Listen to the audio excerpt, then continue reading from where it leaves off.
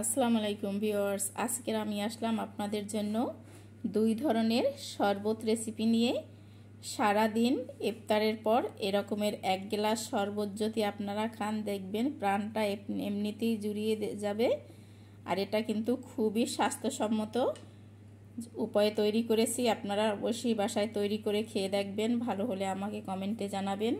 আর আমার চ্যানেলটি এখনও যারা সাবস্ক্রাইব করেন নাই তাদের কাছে অনুরোধ রইল, আমার চ্যানেলটি সাবস্ক্রাইব করে আমার পাশেই থাকবেন। আর ফেসবুক পেজ থেকে যারা দেখছেন তারা লাইক কমেন্ট শেয়ার করে আমার পেজটি ফলো করে দিবেন। এখানে আমি কিছুটা পাতলা পাতলা করে গাজর কেটে নিয়েছি, একটা ব্লেন্ডার জারে দিয়ে দিচ্ছি। আর সাথে দিয়ে দিচ্ছি আমি হাফ মগ পানি। আমি এখন এটা ব্লেন্ড করে নেব। যে দেখেন, এখানে আমি সম্পূর্ণ জুস করে আমি ছেঁকে নিয়েছি। এখন একটা ব্লেন্ডার জার নিয়ে নিচ্ছি আর আমি জুসটা সম্পূর্ণ আবার ব্লেন্ডারে দিয়ে দিচ্ছি।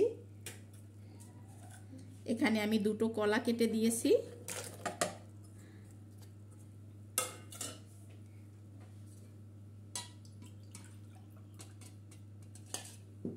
এখানে আমি দুধ দিয়ে দিলাম।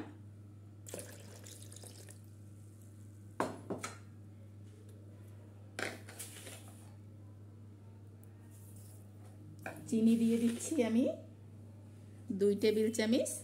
এখন এটা আমি আবার ব্লেন্ডার করে নিচ্ছি। এখানে আমি একটা গ্লাস নিয়ে নিয়েছি আর গ্লাসে আমি কয়েক টুকরো বরফ দিয়ে দিচ্ছি।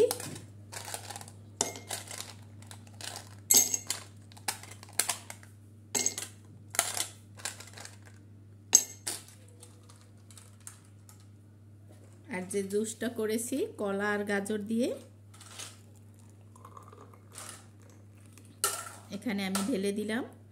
এই সামনেই রমজান মাস, এই রমজান মাসে সারাদিন ইফতারের পর এরকমের ঠান্ডা ঠান্ডা এক গ্লাস শরবত খেলে প্রাণটা এমনিতেই জুড়িয়ে যাবে। আমি ব্লেন্ডার জার নিয়ে কিছুটা বিটরুট কেটে দিয়ে দিয়েছি। ভালো করে পরিষ্কার করে ধুয়ে তারপর ছিলে আমি টুকরো করে কেটে নিয়েছি। এখন এখানে আমি সামান্য পানি দিয়ে দিলাম। পানি দিয়ে আমি এটা আবার ব্লেন্ড করে ছেঁকে নিচ্ছি। এখানে আমি বিটরুটটা ব্লেন্ড করে ছেঁকে নিয়েছি। এখন এর সাথে আমি দিয়ে দিচ্ছি 2 টেবিল চামচ চিনি। আর এখানে দুধ দিয়ে দিলাম আমি। ভালো করে মিক্স করে নিচ্ছি। সারাদিন ইফতারের পর এরকমের এক গ্লাস বিটরুট দিয়ে শরবত করে খেলে দেখবেন শরীরটা এমনিতেই চাঙ্গা হয়ে যাবে। তো আপনারা বাসায় এরকমের আইটেমের শরবত করে খেতে পারেন।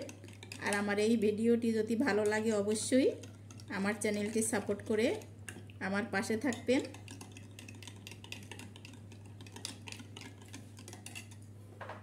এখানে আমি একটা গ্লাস নিয়ে নিয়েছি।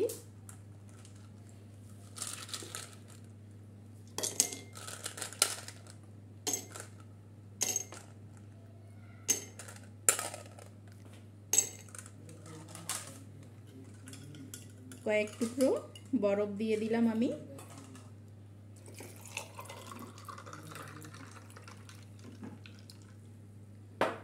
দেখেন ঠান্ডা ঠান্ডা বিটরুটের শরবত।